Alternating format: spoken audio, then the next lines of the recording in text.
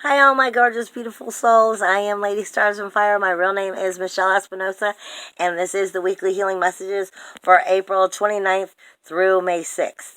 Now, I really feel that this is a positive week, but it's going to be a sensitive week.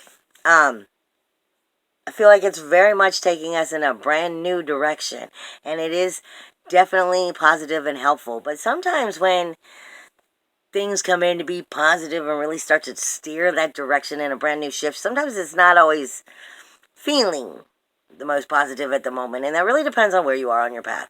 That's all I can say about that. And how you take things and reflect upon it. But that also has to do with the fact that Saturn is going to be going retrograde this week. So its rules, walls, and boundaries are going to start to shift inwardly and communicate in a more healthy way than it has over the last couple weeks. Excuse me, because it has been in shadow. Now you have both, well, in fact, you have all three. You have Jupiter, Pluto, and Saturn that will all be in retrograde. And like I said, it will take place, Saturn going in retrograde will take place on Monday the 29th. Now, before I get into all of that, let me just say, okay, first off, I didn't do a rune cast because I did do a tarot reading, and I posted it on Facebook, and you can go back and check that out. And I'll put it into all the other places where I have social media, but I already have that one out for you. So I'm not doing a rune cast unless I feel the need to do it directly from the book while I'm doing this. But with that being said, I am being told this week there's definitely opportunities. In fact, there's a lot of opportunities just knocking at the door. Quite literally. Knocking right at the door in front of you. But are you willing to answer the door? Are you afraid to answer the door? What I'm being given is I'm being given like a cliff. I have a specific place that I go for my own reflection that is just like my all-in place. It's where I reflect and I get my shit together, more or less. Okay? And I'm being given that, and I'm being given of, well, will you jump? Because it's a cliff that overlooks water. Or are you going to back up and step away from the opportunity?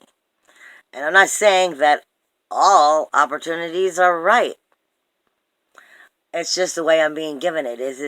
Do you have, what happened to being courageous is what I'm being given from them. What happened to being courageous? What happened to being brave is what I'm being given from them right now. They're saying, opportunity is knocking, but the problem with opportunity knocking is a lot of times we're inflexible to accept that opportunity when it knocks. We're too busy looking to the left, assuming that this, and this has to happen in order for us to go in the direction we wish to go. When Spirit's going, no, first off, you're looking that way when you need to be looking this way. And it's actually this, and this that needs to happen to get you to where you want to be. I say a lot of times in my readings, and I say when I give readings often, I don't ask what you want to know. Because Spirit's going to tell you what you need to know. And what you want and what you think you need often are very different from what you really truly need. And this is what I'm saying. The opportunities for what you need are knocking. But will you answer the door for them? Or are you still gung-ho on thinking this, and this has to happen, and I'm only going to look this direction because it couldn't possibly happen in any other way? That's what I'm getting. I'm also being told this week, and it's not just this week. I'm being told it starting this week. But I'm being told for the whole direction, for the rest of the year, we're going to be reflecting on addictions and attunements. Not attunements, attachments. What are we attached to? What are we addicted to that we think we need? And I don't mean drug addictions or alcohol addictions. I mean, I could mean that. But more like, what do we think we're addicted to? That we have addictions that we don't really realize are addictions. They're bad habits, bad patterns that have become an addiction that we've gotten used to. It's not always about, your health or your diet. It's not always about, the really bad ones, like health, diet, or alcohol and drug abuse. Sometimes we abuse ourselves with different addictions that are much smaller, but in the long run, actually just as bad. I mean, our bad habits. We've gotten addicted to doing them in certain ways. We've gotten addicted to believing we can only believe certain things. You know, what are these addictions and what are these attachments that we hold on to? It's not always about spiritual attachments. What I'm being given from Spirit is, if you love something, set it free. And if it's meant to be, it'll come back to me. I mean, that really actually goes with the astrology this week. I mean, if you love something, set it free. You're not supposed to be attached to anything. If you're not attached, and you can allow it to be let go of, you're able to freely love it better without the baggage. I mean, if it's become baggage, then it's not something good anymore. Right? I mean, we have to have our jobs, yes, and we don't necessarily always like our jobs. And in a form, that's something that we have to do at least until we figure out how to make, what we're supposed to be doing in life, come forward into where we can have the job of our dreams and love of our dreams, but we still have to survive, okay? I'm not going to deny that. But I'm saying we have habits, we have addictions, we have friends, we have people in our life that, you start to realize are more like baggage. I'm sorry to say it that way, but if it's an attachment that's not serving you anymore and it's an addiction because it's a bad habit, that's not serving you anymore, then this needs to be reevaluated. And we need to let go of it because technically it's what Spirit is telling me is keeping us in stagnation. It's keeping you from moving forward. If you love something, set it free. And that also sets you free. It's not just setting it free. It's more about setting you free. And if you can be set free because you don't need to be attached, then you've come into a whole new level of power within yourself, is what I'm being said. And as you learn to do that, you also learn how to rise above that third dimensional world in a form, and it helps bring your manifestation in. That's what it is. The stagnation is sitting in the third dimensional world, which is keeping you, because of that thinking, from being able to manifest quite the way you want, because you're still third dimensional, sitting on those lower vibrations of the attachments and the addictions. Set them free. Release them. Let go. You have a new moon coming in. It's time to start new directions within our life. I keep being told by Spirit we're setting examples. We're setting impressions. We're setting examples. We're setting foundations that last lifetimes. No more one lifetime. We're talking about on the whole projection of soul. This is where what I'm being given is kind of like somewhere in another life, or from soul, when you're just soul. You're going to look back at, these times right now and this life and this year and be like, right there. That's where the shit started to change. You go, right. Even though you may not feel it right now. This has to do with working through those hiccups and those bumps of getting us to where those foundations set those lifetimes. Spirit keeps saying, what happened to being courageous? What happened to being brave? Are you going to jump off that cliff? Or are you going to back away because you're still scared?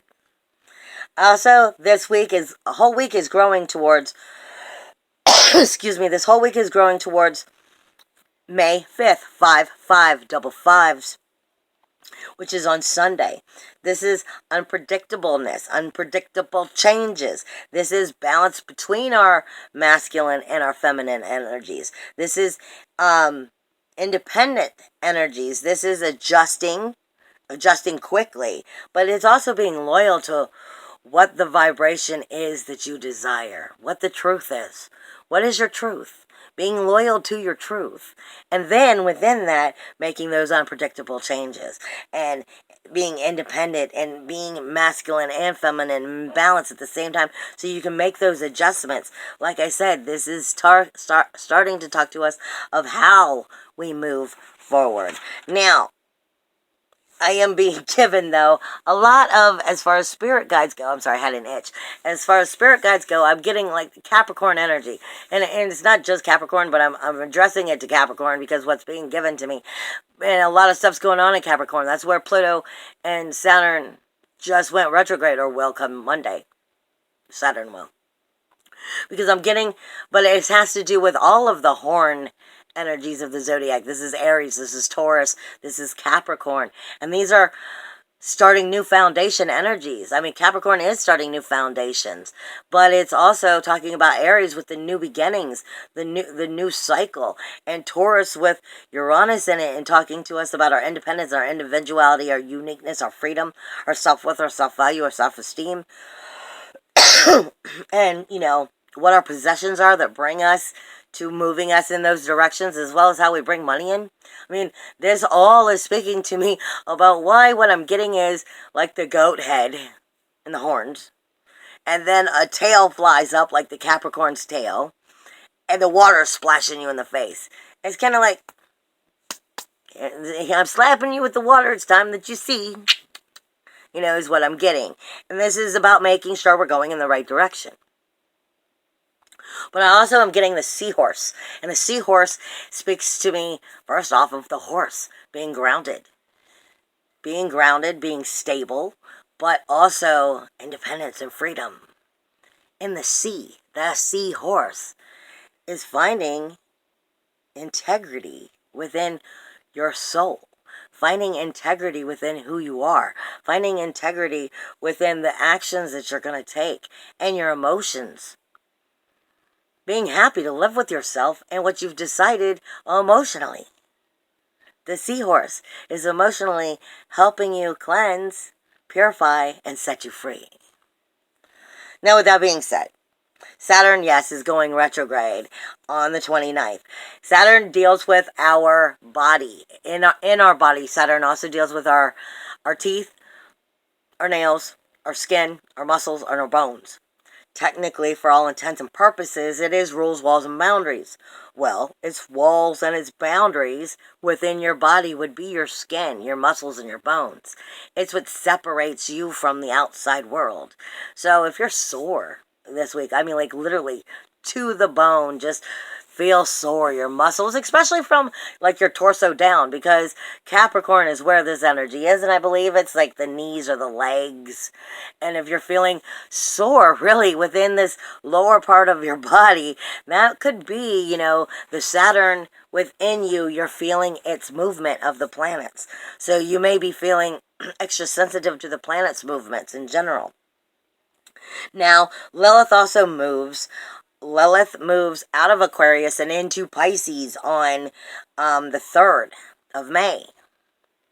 I'm not sure how I'm feeling about this energy, to be honest. Lilith is a great feminine energy. She has no problem standing up for herself and telling you exactly how and what she feels and what she will and will not do. But she's been really over rebellious and really just letting it out in Aquarius, and we're moving into that universal 12th house of Pisces, and I don't know if she's going to come into a compassionate feeling, or if she's just going to go into that universal 12th house where the secrets are and start tapping in them. So, I mean, maybe it could be a little bit of both depending on where she starts touching you on your path within this energy. Because, like I said, it's the universal 12th house. It's compassionate. It's compassionate, it's dreamy, it's magical, but it's also where we hide the secrets, the lies, the denial, where we keep the dormant. And we just got out of Pisces season, man. We're tired of Pisces. And Lilith is coming in here, who's such a feminine energy, such a ballsy feminine energy. And I don't know if she's just going to feel a little at detriment, but compassionate, but maybe won't necessarily stand up quite as much, or if she's just going to start picking at some of that stuff you still have hidden in the closet. I'm just warning you. Now, you also have the new moon, which is taking place in Taurus, which is what all of this energy really, it's not about, but it's really amplifying this energy, because Taurus is your self-worth, your self-value, your self-esteem, being backed up now by independence, individuality, uniqueness, freedom, inventive nature. it's shock and awe. And where are you going to take that? And then it's, how do we steer that into how we make our money and what our possessions are? So it's illuminating this energy. Really, it truly is. And it's bringing into us the new beginnings, those new goals, those new situations to start, taking place after the 4th when you have the new moon in Taurus. Now, the moon itself is going to be going from Pisces on the 29th and 30th, which is Monday and Tuesday. We're a little more compassionate. We're a little bit more dreamy. We're a little bit more let me escape. But we are also a little bit more let me believe in some things that we damn well know we should not. And that has to be about, learning. When somebody shouldn't be trusted and you're giving them a chance. You know when you shouldn't be giving them a chance. You know when they haven't evolved and learned. It also has to do with, like I said, with being dreamy and a little over hopeful. You're compassionate. You want to bring home the stray dog when the moon is in Pisces. Okay, Monday and Tuesday. Then in Aries, it's there on the 1st and the 2nd, which is Wednesday and Thursday. We're a little bit more passionate. We're a little bit more aggressive. We definitely start to stand up for ourselves more in this energy. Because in Aries is where we're a little bit, the meek even tend to be strong and stand up for themselves. But we want to start new things. We get new great ideas and kind of get fizzled out if we don't stay with them. So you need to keep an eye on your priorities. What are your priorities to keep your goals going in the right direction? We are coming up to the new moon. You don't want it to fizzle out right now. Then you go into Taurus, which is Friday and Saturday. And that's also where the new moon is. Okay? Taurus is the bull. It could be bullheaded for all the right reasons or all the wrong reasons. It really depends on what you do with that bullheaded energy of Taurus. It's abundance. It wants beauty. It wants everything. It wants glory. It wants beauty. It wants to enjoy everything. I want things to be nice. I want the abundance of all the good. But it can also have that bullheaded personality. So it can be bullheaded for the right reasons or the wrong. We are talking about new goals. Don't be inflexible to understanding there are opportunities coming in this week. But they may not be coming in the way you think. So be open-minded. And then as we end the week, or we start the following week on Sunday and Monday, the moon is in Gemini, which I tend to call Jekyll and Hyde. You never really know which side you're getting. Now, you do have some very positive energies coming in this week. You have Vista, Venus, Mercury, trining Jupiter. So your sensitivity, your soul fire, and your communication is speaking to Jupiter, your higher self, about what it is you need to know to illuminate yourself to get you right. Okay? The North Node in Cancer is also got Pallas there, Athena, the warrior goddess. So it's there trying to help you find the strategic way of getting to the root of who and what you are and how we can recreate that in the most healthiest way. And it's speaking to Neptune. So it's actually giving you the magic to do it. But are you going to use that magic to recreate yourself in a whole new way? Or just bring up more of the same? Then you have, but it's a positive energy, so it should be giving you the opportunity. Like I said, they're knocking on the door, but will you open the door? Now, you have sextiles this week, which is also Venus and Vista, is speaking to Mars and the Polaris star in Gemini. Somewhere between that 1st and 3rd house of your self-worth, your self-value, your self-esteem, your close possessions like your home, your roots, your family, all of this somewhere in these close energies should be illuminating yourself, stepping to your sensitivity, stepping into your your soul fire, and helping you to create new rules, walls, and boundaries with the warrior energy, the passion, the action, the aggression, the fire, as well as sexuality. Sexuality is not always about sex. Sometimes sexuality is about how you feel good about yourself and what you've got to do to make you feel good about yourself again. Polaris star is sitting right there with Mars, and it's illumination. It's the sun. It's your core. It's your ego. But it's also rules, walls, and boundaries within the Polaris star. And your sensitivities. So you're oversensitive, speaking to your sensitive, speaking to your soul fire, speaking to your communications of your personal warrior. How do I allow the warrior to help me to be passion, action, aggression in all the right ways that help to illuminate me again? Then you've got Neptune speaking to Saturn and Pluto. So you have the magic there to recreate new rules and walls and boundaries if you'll let go of the attachment. If you'll let go of the addictions that you think are what makes it better. If you love something, set it free, baby.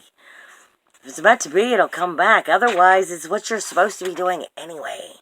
And when you set that free, you actually illuminate and set yourself free. Now, you do have some T squares this week, which is going to be soul communication with it's going to be soul communication, questioning those new rules, walls, and boundaries. Like I said, questioning those attachments and those attachments and addictions, and can I let them go? Can they change? Can I shift this? Am I really capable of it? Because you've got Neptune speaking with Jupiter and speaking with Mars. Okay, Jupiter also is sitting very close to Ceres, and Ceres is the threefold karma. It is too close to home energy. It is also, were you nurtured properly or were you not, and you're actually lacking in now giving it, is what this energy is. It's speaking also, like I said, again, to Mars and that Polaris star. So it's the illumination with the rules, the walls, the boundaries, and the sensitivity, speaking to what the warrior needs to get right in order to actually put the proper passion, action, and aggression behind the right energies. And you're going to be questioning what those right energies are, because it's a double T square. Because it's also speaking with Vista, Mercury, and Venus, with the North Node, which is sitting again on top of Pallas. Not on top, but close enough. Pallas is Athena, the warrior goddess. Strategic thinking. The North Node is what you have to get right in order to move forward. And the North Node in Cancer is speaking to the roots of who and what you are. What created you to be what you are? Did it create you wrong? Did you create you wrong? Do you need to fix some of this? Do we need to break some of these bad habits? Most of the time we do. Okay? Speaking to the sensitivities, it's keeping us from wanting to actually do it. And then the rules, walls, and boundaries. So there's self-questions within if it's really the right thing to do. And most likely it is, babe. It's just you're holding on to the coulda, shoulda, woulda. I could have done this. What if I did it that way? Should I have done this? What would happen if you can ask for 5 minutes for coulda, shoulda, wouldas to fix everything, and you'll still never fix them because you're never going to get it. What's gone is gone. Coulda, shoulda, woulda is just a waste of your time, and all it does is give your ego satisfaction. Don't give your ego satisfaction. If you know there are things that need to be changed, what happened to being courageous and being brave? You can either jump off the cliff and into the water and go swimming through the waters and, start a whole new life, or you can be afraid and you can back up. That's what this comes down to. Now, on May 4th and 5th, the sun and the moon will cross each other, and they will be crossing each other in Taurus during the new moon. So you're going to get an extra reflection here. You're going to get an extra illuminating reflection here. But it's going to be also trining Saturn. So it's definitely trying to help you find the new rules, walls, and boundaries to make for that 5 energy. Because it's going to be speaking to you of the unpredictable changes, of the independence that you need to take, the adjustments, and being loyal to your soul. Okay? That illumination of your inner and your outer world is going to be speaking to you in Taurus, tapping into that independence, individuality, uniqueness, freedom, your inventive nature, your self-worth, your self-value, your self-esteem. And what is close to you? What are your close possessions? As well as how you bring home money. This is all going to be speaking to you about how we're going to start redirecting things. Okay? It's a very positive thing. But on the 5th, the Mars and that Polaris star energy is going to be trining Lilith. So this is still another positive energy. Like I said, it's on the 5th also, which is the day that is 5/5 anyway.